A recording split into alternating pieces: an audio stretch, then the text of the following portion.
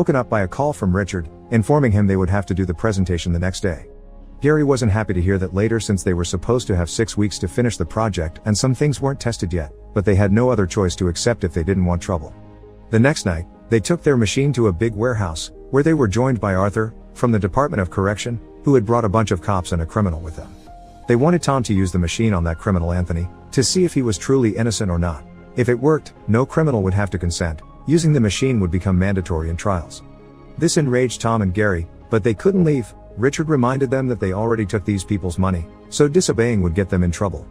After sedating Anthony while avoiding the junkie's scars and injecting him with the microchip that will connect to the machine, Tom asked Arthur for the details. Adrienne had been found dead. An anonymous tip had seen Anthony's truck near the crime scene, and the murder weapon had Anthony's fingerprints on it.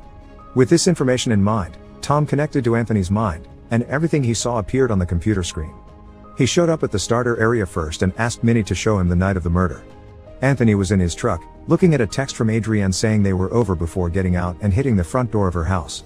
Since she wouldn't answer, he entered through the back door, and it seemed the night of the crime was fuzzy in his mind because the machine had to place placeholders where pictures and drawings would usually go. Anthony found Adrienne, and after they struggled for a moment, she ran to the bedroom, where she apologized before he shot her with her own gun.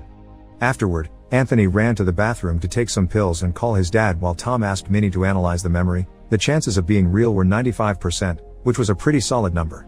The missing details weren't uncommon for an addict, so now that the police had what they wanted, Tom asked Gary to take him out. Instead of coming back, however, Tom found himself back in the starter area.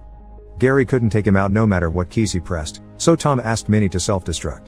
She did so, but for some reason, Tom still wouldn't come back. Back in the present, in prison, Anthony wakes up after dreaming about the day he was arrested. After some Bible reading, he is taken to the visitor area, where his father Martin